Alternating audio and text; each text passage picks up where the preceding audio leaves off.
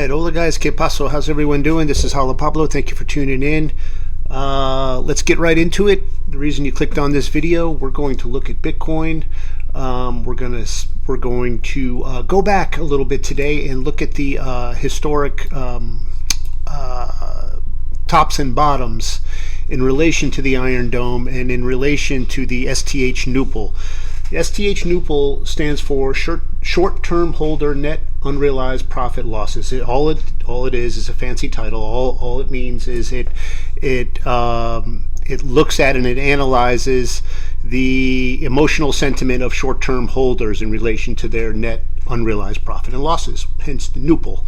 And going off that, it tries to predict the behavior of which. So, for example, if the Nupal is low and we're in the red, that means that the short-term holders are in loss, and since they're in loss, they're more apt to panic sell and cause a steep sell-off, hence a bottom, hence a bear market. And so that's all that is. So we're going to look at the price action in relation to the Nupal and the Iron Dome. The Iron Dome, of course, is the 200 and the 400 simple moving averages and how they cross over at certain key areas in relation to the 4-year cycle in Bitcoin, and creates what has been an undefeated, impenetrable resistance point, which I'm going to prove to you. I'm going to show you here. And we're going to look at the divergences with the STH Nupal as well, so we'll get a full and complete and comprehensive picture of how to analyze and how to, in a very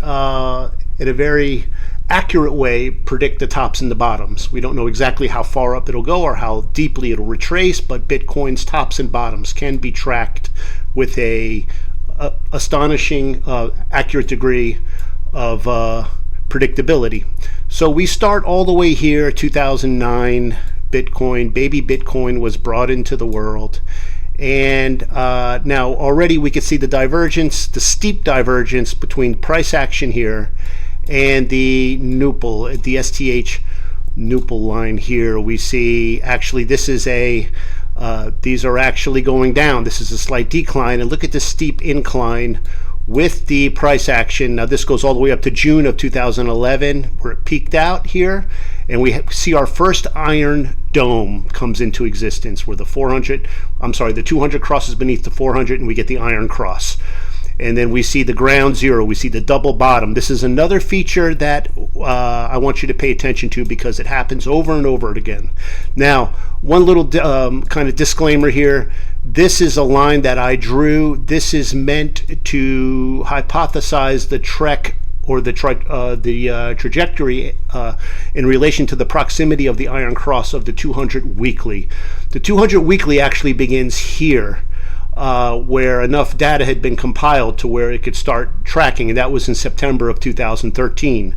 This dome is back in 2011, and so they didn't have enough data compiled yet to be able to accurately track the 200 weekly. But judging off its historic trajectory throughout the years in relation to the bottom, we can sort of hypothesize that it went like this. So 2011's market bottomed out in this area here. We had a double bottom.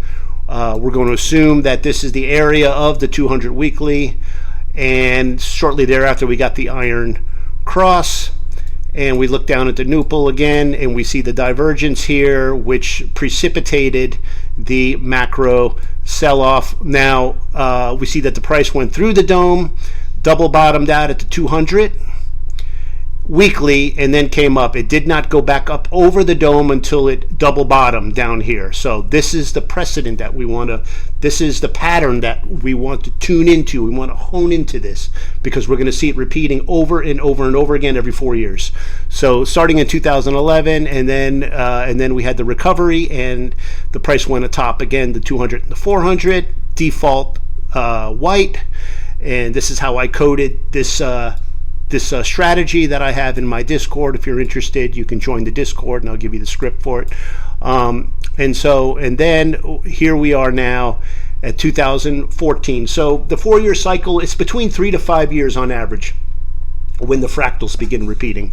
So here we see these two tops here, And then in relation, we look down at the STH Nupal, and we don't see, we actually see another divergence, which precipitates the next dome, which is in 2014. Now, this is the first dome where we can track the redistributions. There's usually two redistributions between the Iron Dome and the 200 weekly. Here's the first one with the microtrend support, and here's the second one with the microtrend support, and then we bottom out. Notice it did not come back up over the Iron Dome until it bottomed out at ground zero at the 200 weekly. Okay, so that's 4 years now. And so here we see it on the Nupal. And another thing I want to show you about the Nupal here is we see that under the zero line, this is the zero line, this horizontal line that changes from yellow to red when the STH Nupal trend goes beneath it. When we get the STH Nupal, when it turns yellow beneath the zero line and beneath the pocket, that's usually a sign of a redistribution, as I'm going to show you.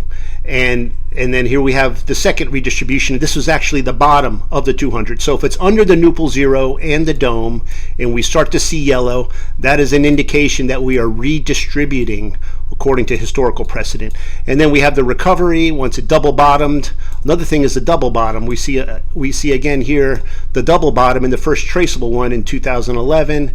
Here in 2014, another double bottom at ground zero, and then atop the 200 and the 400 changes back to default white, and then we get this one here now in 2018.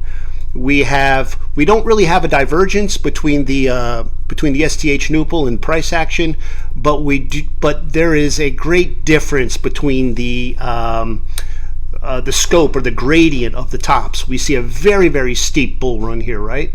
But not so steep here. So this is also a sign that things were beginning to cool down, where the sentiment of the short-term holders were beginning to panic or at least sell. They're like, okay, this has gone on too high. We're going to sell. Where you have the fear and the greed dynamic in these, where sometimes senses come in to where it overrides the greed and they begin to sell. Where good sense comes in. And so that's kind of what this is. So we see that short-term holders are beginning to sell their positions, and this sparked off the downward trajectory beginning in December of 17 and culminating in the Iron Dome of 2018. 4 years from 2014 to 2018, and then we get the Iron Dome again in the 200 and the 400 simple moving average. And then we have two redistributions.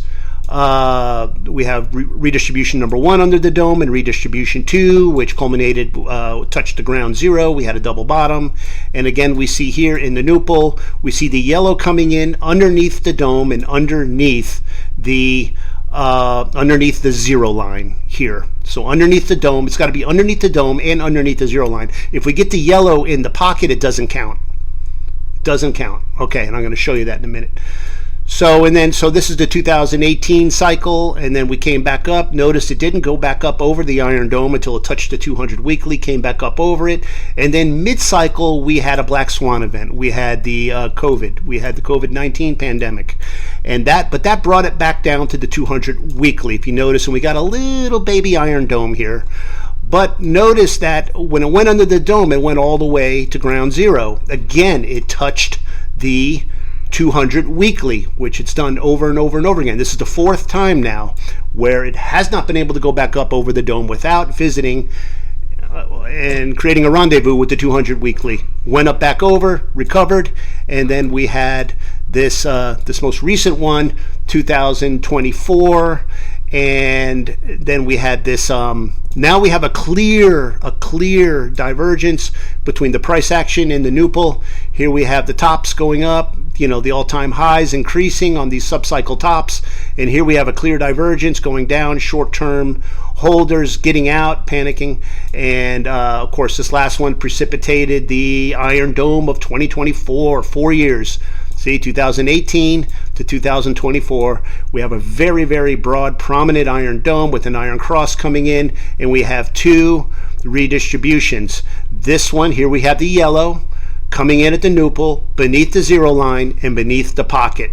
Okay, and then we have the second. We have two redistributions, and then we hit the zero line, or the 200 weekly, and we go beneath ground zero, and we go down for quite a spell here. This is when we went down and we hit 15,000 with Bitcoin. This was that time period. I'm sure many of you remember, and then we came back up over it, and we had a recovery, crossed back over, golden cross, price action above, and this brings us to where we are currently. We have a 3 top here. We have clear divergence in the STH nupple.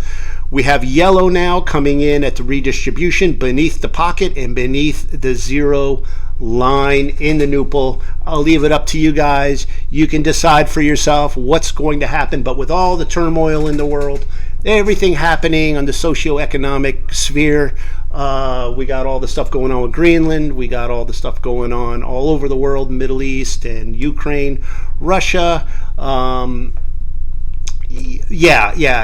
I think the writing's on the wall. What I'm trying to say is there's going to be a catalyst. Look for a move that's going to effectuate these series of redistributions to begin playing out. The thing is, it may not play out until we may get another boost, and that may come from the Fed injecting about $8.3 billion into the economy to try to stimulate the economy. Market makers could kind of catalyze that as like a short-term FOMO momentum kind of deal to get retail to hop in so that they can offload the rest of their supply to the highest bidder before they bring it down to the 200 again.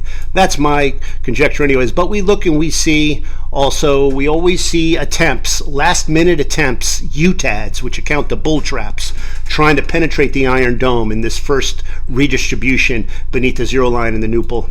We see that there. We saw it here in 2018. What about 2014? We see, look at this one here. Look at this one reaching up here back in November of 14. Look at this right here. And it wasn't able to come up. It wasn't even able to prevail through the 200 once it crossed over and we had the Iron Cross. And then we look at 2011. And yeah, 2011 was a bit different. We didn't have too many attempts. We really didn't have that many redistributions either, unless you want to count this as a redistribution. I guess we could count that as a redistribution. But again, and then if you look down at the nupple, there was no yellow at all, man. It just went down deeply ground zero. This is definitely in the proximity, in the range of the 200 weekly, even though we didn't have the 200 weekly all the way back then. It was assumed that this is the 200 weekly, and then of course here we just have the divergence metrics here. So this would clue us into a sell-off, a macro sell-off coming, which happened on June of 2011. So that's all I got. I hope you guys got something out of this. Like, subscribe. I love you guys. I appreciate your encouragement, your likes, your subscriptions. Encourage me to do more of these. I'm going to keep you guys updated and informed. Of course, you get the most updates and information, and also any new indicator scripts that I code. And then, of course, once when altcoin season kicks in, I'll be posting my swing charts. All of that can be had within the Discord group. It's a private Discord, so you got to pay a little bit, but I keep it affordable, and I think you get a real bang for your buck in it, considering, And so also you can get the script for the Iron Dome, which is basically a trio of simple moving averages to 200, 400, and 200 weekly. But I've coded it to make it kind of foolproof and easy to read with the ground zero underneath the 200 with the green shade, and with the Iron Cross coming in when the actual cross occurs, and the shading beginning even before the Iron Cross as soon as price action slips down beneath the 200 and the 400 ceiling. So, and with that, I'm going to let you guys go. Like, subscribe. And none of what you've seen here constitutes financial advice. I'm not a financial advisor, but you already knew that. May God richly bless you this week. I look forward to hearing from some of you in the comments. Let me know what you think about any of this, all of this. Give me your thoughts. I take everything that you guys say very, very seriously, and I try to take the time to answer each and every